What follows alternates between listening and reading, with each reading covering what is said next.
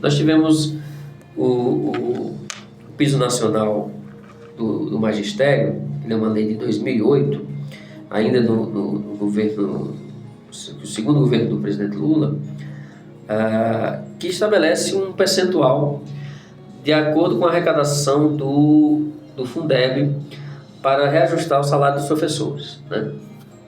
E o que acontece? O orçamento de 2023 ele foi votado em 2022. Em 2022 o presidente ainda era o presidente anterior, né, o Bolsonaro, não era o presidente Lula.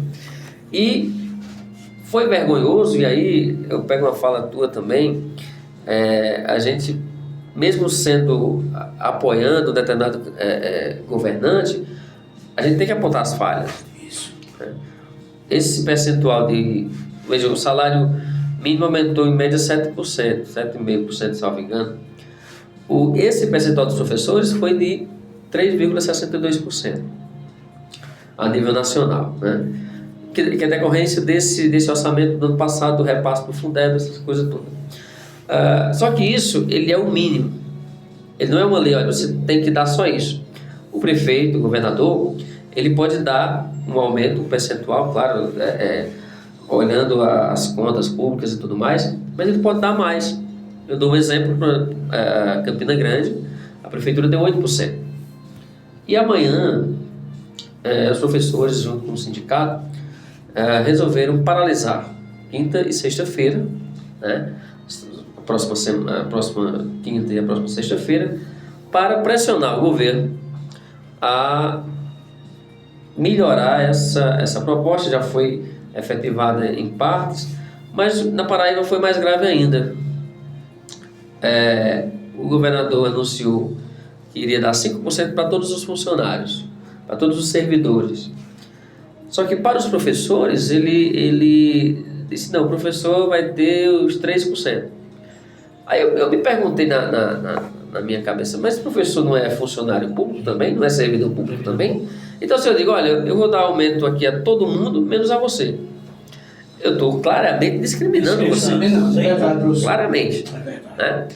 Sem falar que aí quando você fala de professor, todo político fala que a educação precisa de investimento, que o professor tem que ser valorizado no discurso. Mas quando vai para a prática, para valorizar o professor, né, para dar um salário digno, a gente sabe que passamos por uma crise e tudo mais, mas você minimamente tem que buscar mecanismos de valorizar o professor. Tem que dar aumento aos servidores? Tem, mas olha, por que eu vou discriminar percentualmente um servidor de outro? O servidor que trabalha no Detran, trabalha nas secretarias e tal, e o professor que trabalha, via de regra, começa a trabalhar antes de todo mundo, né? O expediente termina muitas vezes depois, tem que trabalhar em casa porque tem que corrigir prova, sim, tem que preparar a aula, porque não é assim você chegar na sala de aula e falar qualquer coisa, né? O trabalho do professor ele começa em casa, pesquisando, sim. E volta para casa. E quando volta para casa também continua do mesmo jeito. Ou seja, você pela Paraíba, pelo estado da Paraíba, você teve uma discriminação clara do governador João Azevedo, para além do PCCR, que é o plano de cargos, carreira e remuneração que a gente não tem. Tinha-se um plano anterior, que é o que está vigorando, mas que já fazem 20 anos que ficou desde o governo de Ricardo Coutinho, que ia atualizar e não atualizava. Nesse governo de João Azevedo criou-se comissões para analisar e não analisou, e mandou para a Assembleia um projeto com a mesma coisa, ou seja, sem mudar nada. Como é que eu vou atualizar aqui tendo a mesma coisa que já tinha? Não é atualização, né? E felizmente conseguiu-se retirar de pauta esse projeto do PCCR, que é o plano de carreiras. Por exemplo, a cada 5 anos o professor, hoje, depois de Ricardo Coutinho, que aí foi uma crítica também que a gente fez a Ricardo Coutinho, aumenta 2% o salário do professor, a cada 5 anos. Para quem tem mestrado, doutorado, né, que é um incentivo para estudar, o professor tem que estar sempre estudando, né, tem que estar sempre se formando, se capacitando, tem um percentual de aumento de 10%. Só que aí, se você não atualiza o vencimento inicial, você não... a prefeitura de João Pessoa hoje é a que paga melhor no Nordeste. O professor com doutorado hoje, em João Pessoa, ele ganha em torno de 10 mil reais. Né? Para um professor, digamos, solteiro e tudo mais, que não tem muitas despesas, é um salário razoável. Sim. Ah, mas professor, é porque você tem até chegar a ser professor, você estudou bastante, você se qualificou e tudo mais. Então, e fora o trabalho de sala de aula. Então, é uma série de coisas que valorizam, que deveriam valorizar o professor. Então, os professores efetivos vão paralisar, e aí fica o meu apelo à sociedade, aos pais. Isso vai ser da Paraíba inteira? Da Paraíba inteira. Aos pais dos alunos, que compreendam também. Porque às vezes o pai fala, professor é preguiçoso, quer ficar de folga, passou 2 meses de férias e já vai querer parar de novo, é preguiçoso. E esse clima, essas falas, esse discurso, ele foi muito propagado no governo anterior. Claro, nós tivemos avanços, né? Valorizar o aluno, eu acho importante. Você fala no programa Pé de Meia, porque você tem uma evasão muito grande das escolas. Infelizmente, o Brasil ainda tem jovens que não terminam o ensino médio, que não estão na escola. Daí a importância das escolas integrais, porque o pai deixa o aluno de manhãzinha, de 7 horas, e ele sabe que 5 horas o aluno, até 5 horas ele está na escola.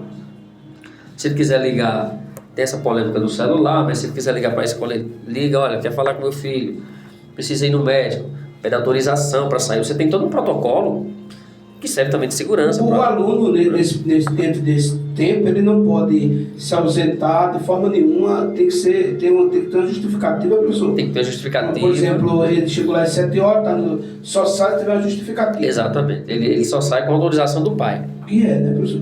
Bacana. Isso é um ponto positivo, porque eu dei aula de uma pessoa em algumas escolas e às vezes nós chamamos um pai na escola e disse, olha, meu filho saiu para a escola todo dia, mas ele não ia para a escola, ele não chegava na escola. Não chegava, ficava no meio do caminho.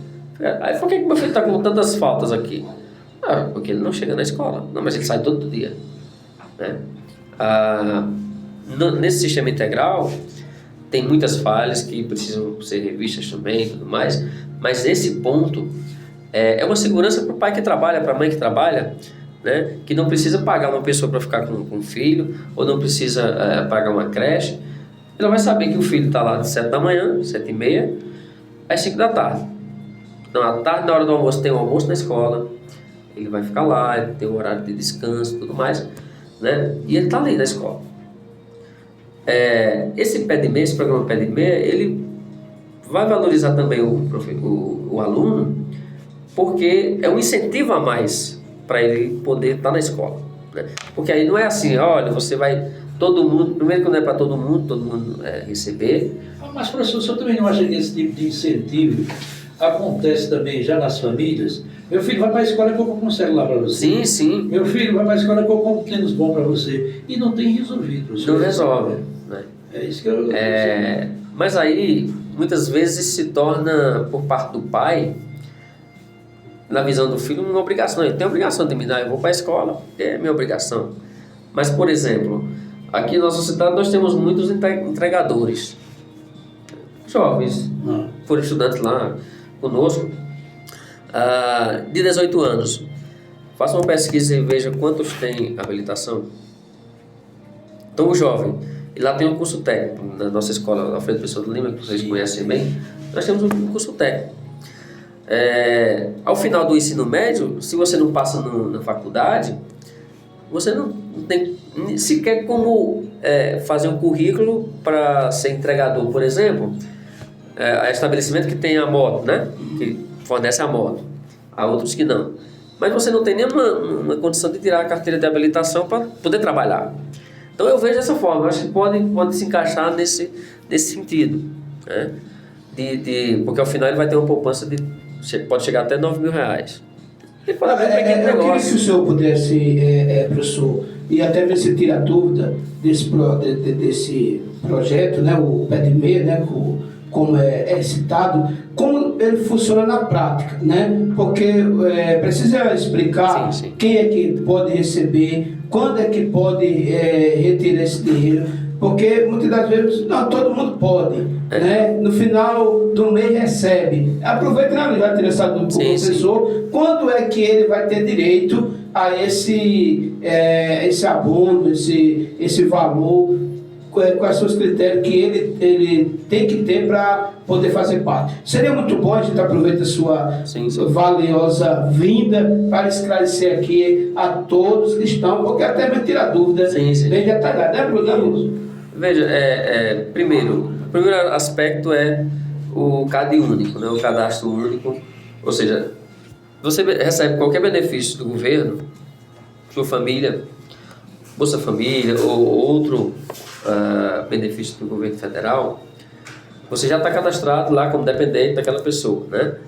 E na matrícula consta também, porque a gente tem que repassar as informações para o pessoal que recebe Bolsa Família.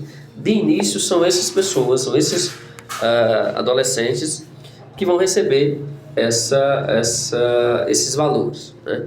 Ou seja, você está cadastrado, então automaticamente você já vai passar a ter direito a isso. Só que aí você tem que ter uma frequência de 80%.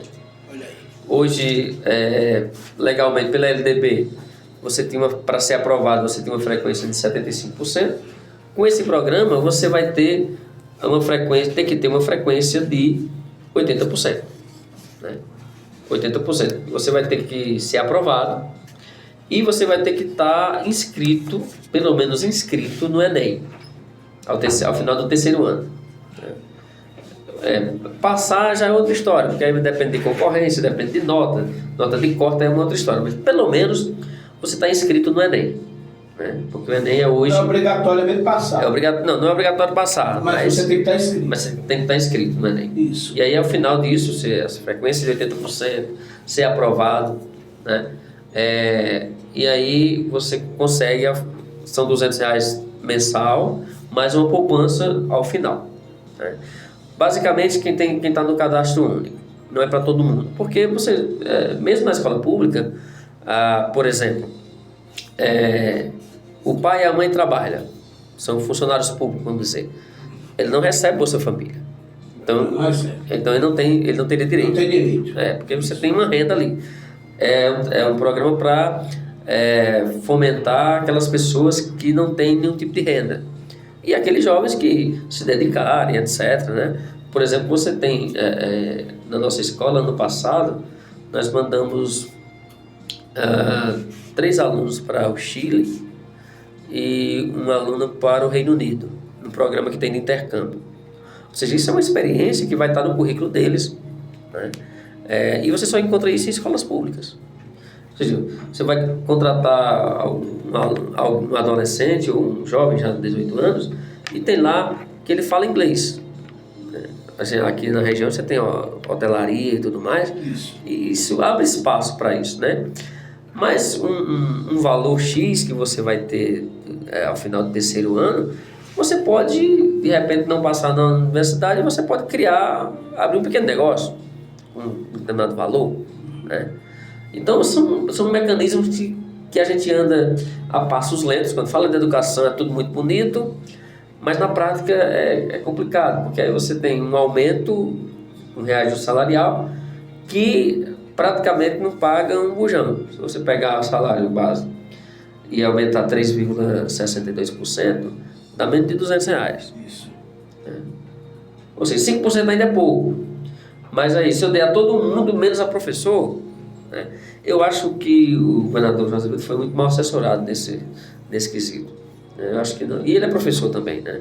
Professor aposentado do... Agora, esse professor, né, infelizmente, não tem uma abertura, né, uma visão para a sua própria classe. Mas eu queria saber, é só para a rede estadual, o professor, essa paralisação que acontece 22 e 23, ou ela abrange também o município, todos os professores, ou só especificamente os professores da rede estadual? No caso, só os professores da rede estadual. Certo. Porque são pautas relativas à nossa realidade, né? Certo. Existem as manifestações gerais, quando elas são, por exemplo, houve uma em relação ao novo ensino médio. Certo.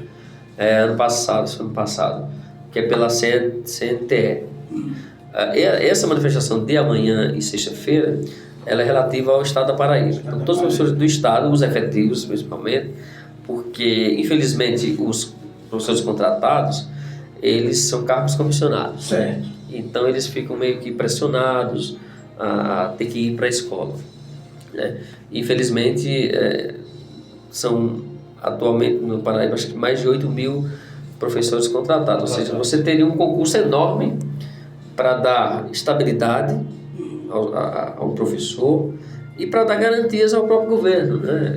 Mas por que se não faz temos em torno de 8 mil, por que se não faz um concurso para agregar essas pessoas, como o senhor falou, porque assegurava o profissional, o professor, até mesmo um amparo ao governo, mas o porquê, nós já entendemos basicamente o porquê, né? Porque se torna aí, e a gente sabe disso, que é aquele voto cabrejo, você está lá e você tem que ir para a fileira de balançar a bandeira, não tem a liberdade. Enquanto nós tivermos um país funcionando dessa maneira, e isso é claro que os políticos eles trabalham desse jeito, tanto seja ele municipal, estadual, eles querem sempre fazer um contrato, porque o contrato prende aquela pessoa às vontades políticas de qualquer agente político. É uma vergonha desse país dessa forma, né? E é a mesma coisa quando a gente trata isso aqui, professor Luiz e ouvinte, quando a gente trata da liberdade de você poder votar livre sem estar agregado a um cargo dentro de um sistema político. Por exemplo, o político ele não tem, e se fala, professor muito sábio, a gente tem o prazer de ouvi-lo, a fala dele nos passa tranquilidade muito grande, mas veja bem, como o professor dizia, aqui na questão que, quando se fala da educação, é um discurso de todos os políticos, todo político fala, aliás, os 3 pilares que eles falam, educação, segurança e saúde, né? Pronto. E emprego, para não dizer, né? E o emprego. Mas por que eles não querem investir nesses pontos? Para que você não, primeiro, para a educação, você é consciente dos seus direitos e deveres, você já se torna uma pessoa consciente. O trabalho que você está fora do sistema político, você está totalmente tendo o seu ganha-pão, a sua vivência, sobrevivência, sem precisar deles. Eles não vão atrás, não vão ter interesse de dizer assim, vamos trazer uma indústria, uma fábrica, vamos profissionalizar, porque quanto mais o povo mendigando, pedindo a eles, é que eles gostam. Sim. Eu sempre digo aqui, o político não vai ficar com raiva de 5 horas da manhã, ele vai botar a cara dele lá na porta e ver uma multidão de gente, porque ele sabe que aquele povo está ali, infelizmente, sendo debaixo da sola do seu sapato e sujeito às suas migalhas, né? Que não é nem deles. Por incrível que pareça, não é nem deles. É de quem está lá, que é nosso, mas está na mão de quem administra. É muito triste a gente ver isso, professor, porque não se dá... Eu acho que por isso que a gente não tem avançado, porque não há essa liberdade, né? A liberdade de você poder fazer as suas escolhas, né? De você poder escolher conscientemente. Muitas das vezes você tem que ir, porque se você não for quando fizer a chamada, você não estiver lá, porque chegou... Você sabia, né, Luiz Almeida? O professor também está aqui, sabe? Chegou o ano da chamada, né? Chegou o ano, agora a partir de agora vamos sentar, vamos chamar todo mundo, vamos dizer quem vai com quem não vai, você já está fora. É triste o nosso país, porque infelizmente é muito pequeno, estamos muito distantes de avançar, mas temos que avançar, procurar sempre essa liberdade. Não é isso, professor? Pode ficar à vontade. Pois nós tem uma previsão aí de um concurso do Estado para 2 mil vagas. Ou seja, 2 mil vagas. Ou seja, hoje nós temos 8 mil contratados, né, por excepcional serviço público, né, interesse público.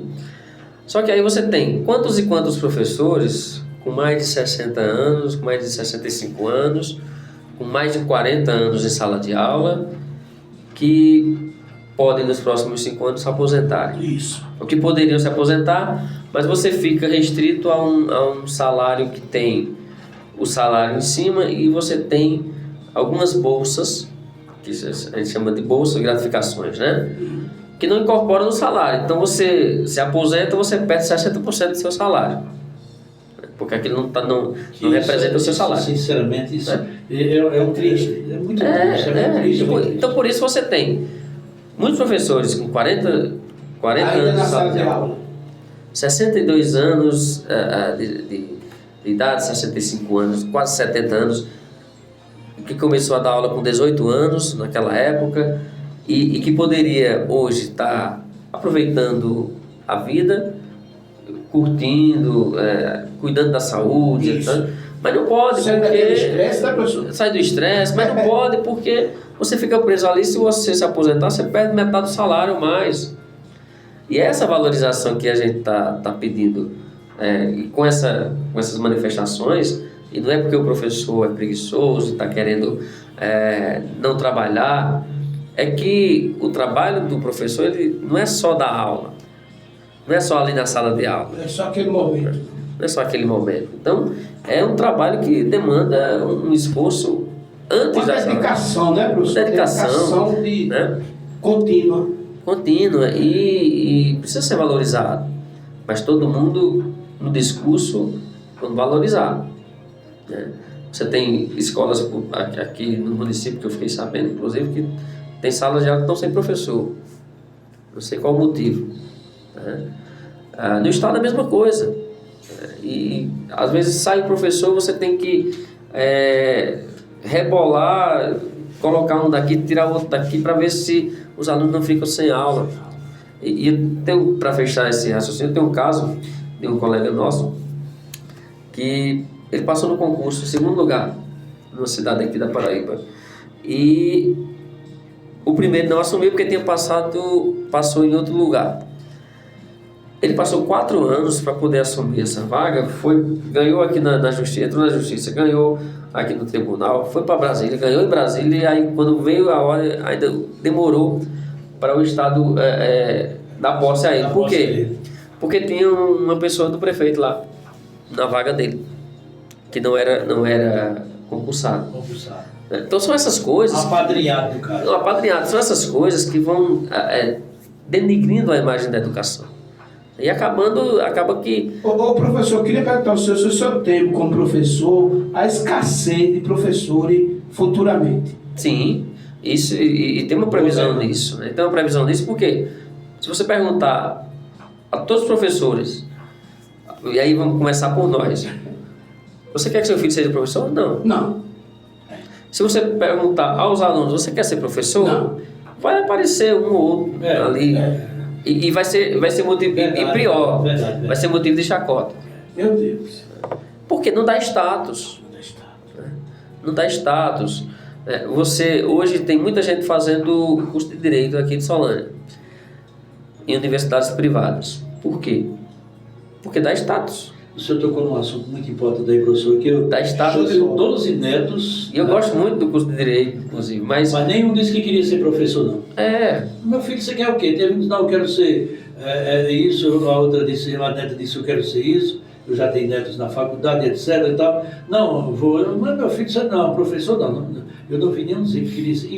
Infelizmente. Por quê? Porque justamente por causa disso, que não é valorizado. Que eu tenho parentes familiares, que são professores. Eu tenho uma cunhada, por exemplo, que ensina em João Pessoa, que ela já é quase a minha idade, ela tem 60, acho que, se não me engano, 62 anos. Acho que de professora ela deve ter uns 80, sei lá, porque eu sou bem ignorante, 80 na brincadeira, mas acho que ela tem mais de 40. Então ela disse a mim, e disse a minha esposa lá em casa, olha, eu tenho vontade de me aposentar, para eu vir ajudar a cuidar da minha mãe, que é doente, mas se eu me aposentar agora, eu vou perder meu salário. O salário que eu vou ganhar não vai para cuidar da minha saúde. Não dá não. Isso é uma vergonha do país, gente. Me perdoe a sinceridade. Isso é vergonha. Você tem alguns tipos de professores. Os filhos vão querer ser professor? Antigamente uma criança... Agora quer ser policial. Antigamente você perguntar para uma criança, eu me lembro bem, quando eu era jovem, eu já sou uma pessoa idosa, mas eu me lembro bem quando eu dizia, você quer ser o quê? Professor. Quer ser professor. Professor. Eu quero ser professor. Né? Mas hoje ele está, é por isso que eu perguntei ao professor, né, se ele teve essa escassez dentro dessa área, dessa profissão que é tão bela, tão bonita, e todas elas têm que passar pela mão do professor que aqui está. Né? Para nós estarmos aqui, ele passou pelo professor e precisamos dele, como aqui estamos diante dele, com seus conhecimentos. Ainda hoje precisamos. Como precisamos. Tem um estudo aí, não sei se é da Unesco, da ONU, que em 2040 você vai ter esse apagão. Se não for feito nada, você vai ter um apagão aí de professores muito fortemente. E eu digo o seguinte, existem vários tipos de professor. Você tem um professor lá do 5º ano até o 5º ano, que é aquele professor que dá, que deveria ser o que precisaria ganhar mais. Deveria ser um salário de juiz, aquele professor que dá aula de alfabetização até o 5º ano, porque a base ali é onde ele vai aprender de verdade. A partir do 5º ano é mais complementação da base, né? Aí você tem o professor do ensino médio, o professor do ensino fundamental menor, do ensino fundamental maior e o professor do ensino médio. Aí você tem o professor dos institutos federais e os professores das universidades. Havia um costume na Europa de você... Só depois de 4 anos é que você poderia fazer uma pergunta ao professor. Porque lá você tinha uma rigidez muito grande, né? Professor universitário, professor de Instituto Federal, né? Ele tem um salário de acordo com aquilo com a sua titulação. Um professor com mestrado ganha uma coisa, um professor com doutorado ganha mais.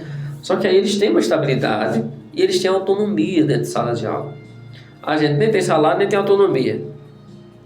Porque hoje se você reprova um aluno, o pai vai reclamar com você, né? Não é nem com o aluno, nem com o filho dele. Infelizmente. Olha, você só estuda, você não trabalha, a gente faz um esforço para manter você na escola e você fica reprovado, aí vai para cima do professor. Então a educação ela precisa ser valorizada não só no discurso. E aí por isso que eu peço a atenção dos pais também, para que fortaleça essa atitude de amanhã e de sexta-feira, de ajudar no sentido de não mandar os alunos para a escola, né? Porque o professor, ele mesmo parado, mesmo cruzando os braços, como se diz, mas ele educa pelo exemplo. Porque nós estamos protestando contra algo que está causando indignação a nós. E nós não somos piores nem melhores. Mas já que nós não somos piores nem melhores, por que nós não tivemos o aumento de todo mundo? Né? Então Por que essa discriminação? Por que essa discriminação? No mínimo, não tem que saber. Mas porque foi o percentual do MEC. Mas aquilo é o mínimo. O prefeito de Campina Grande, por exemplo, deu 8%. Acho que João Pessoa parece que foi 5%.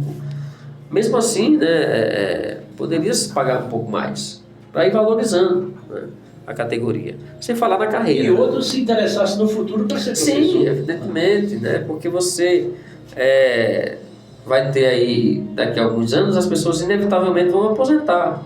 Se você tem um déficit de 8 mil, você faz um concurso para 2, quer dizer, a conta não está fechando, né?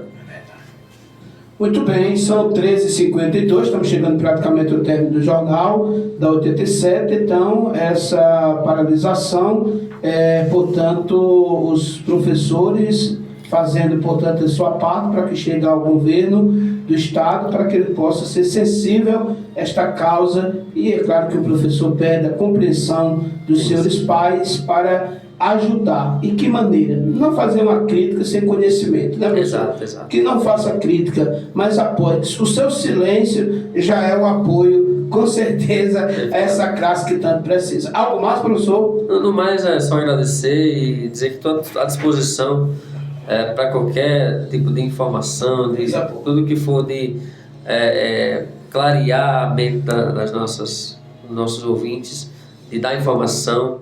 É sempre importante, né? A gente sem conhecimento nós não somos nada. Isso. Se você não tem um conhecimento, você é ludibriado, você é enganado. E lamentavelmente no Brasil ultimamente muitas pessoas têm sido usadas como massa de manobra por falta de conhecimento, simplesmente, né? Então, e esse conhecimento só vem através da educação, né? Você falava no início, não sejamos alienados. A pessoa alienada ela é facilmente manipulada. Se você tem conhecimento, não.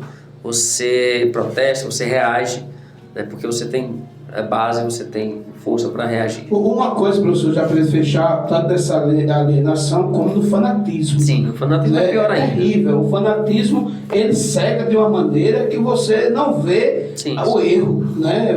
Você não aceita o erro, né? Eu falava isso e falo em alguns vídeos. Há uma diferença entre o eleitor do presidente Lula e o eleitor do ex-presidente Bolsonaro. O eleitor de Lula, como eu fui e sou, critico. Essa questão do piso nacional foi um equívoco. A questão do imposto de renda, que de início ele disse, os assessores lá disseram, não, a gente vai mudar só em 2024. Aí, com a pressão que houve, agora quem ganha 2 salários mínimos não vai pagar imposto de renda, e a proposta é que seja até R$5.000, né? Não pagar o imposto de renda. Que a gente já paga tanta coisa cara. O que o professor disse aqui, Luiz Almeida, é o eleitor que ele não deixa de acreditar no governo. Mas ele critica. Mas quando está errado, ele diz, olha, está errado. O eleitor do ex-presidente não faz isso. Não faz não. Ele está errado, ele diz, não, está certo e não vê. É errado. Isso aí é o fanatismo, que atrapalha, cara. Que atrapalha. Só para a gente fechar, o professor gosta muito também de política, ele sabe disso, é um companheiro. Só para a gente perguntar, Luiz, para a gente fechar aqui, o senhor, essa fala, essa polêmica do presidente, nosso presidente Lula, está aí, essa polêmica toda na sua fala, o que o senhor, na sua opinião, a gente já deu a nossa, né, Lula? O que o senhor tem a dizer diante dessa polêmica toda aí? É grave o problema que está tendo lá em Israel, mas veja só, apenas uma observação que eu faria na fala de Lula é em termos de proporcionalidade, né? Certo. O Holocausto, que foi um crime bárbaro, extraordinário, vitimou 6 milhões de judeus. Mas aí Israel concreta poços artesianos, desliga energia de hospitais, bombardeia hospitais. A palavra genocídio ela é muito pesada, mas ela pode ser assimilada. Só que na fala do Lula ele não comparou. Ele disse, olha, tem uma questão aqui que é uma questão humanitária, está se matando mais crianças e mais mulheres, né? Foi o que o Holocausto causou prejuízos a uma população específica, né? Quando a gente fala em genocídio é quando você tenta eliminar uma população específica.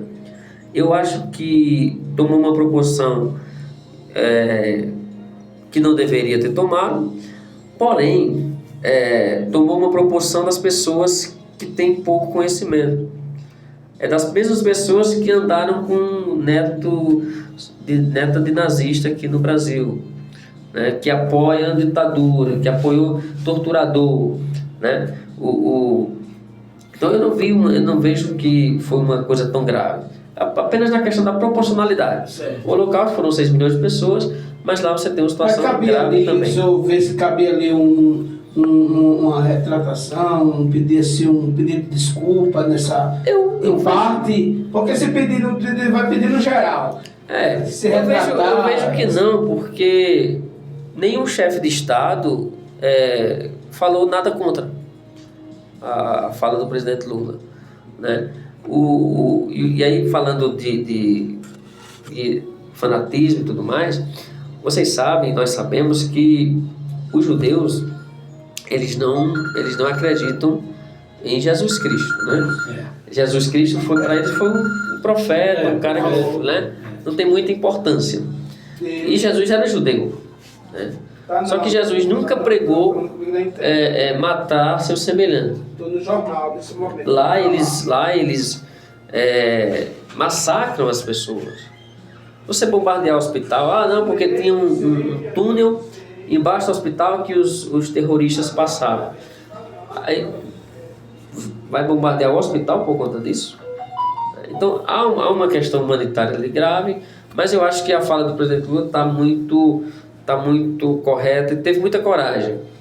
Claro, eu também penso assim, professor. A única coisa que eu faço crítica, às vezes, assim, sobre segurança, é que o nosso país, há muito tempo que vive em guerra, não estou só falando do presidente Lula, eu que tenho familiares que moram no Rio, que vou todo ano em São Paulo, no Rio, e eu vejo guerra lá todo dia.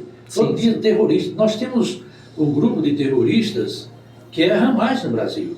E ninguém faz nada, que todo mundo sabe que é o PCC e o CV, que é o Comando Vermelho, e não vejo assim o presidente se manifestar. Agora, depois que fugiram esses dois bandidos da cadeia aqui de Mossoró, da prisão, o ministro veio até Mossoró, interessado e tal, tudo bem, mas já fazem 10 dias, né? E esses caras estão soltos ali, quer dizer, terroristas. Para mim, são do Hamas.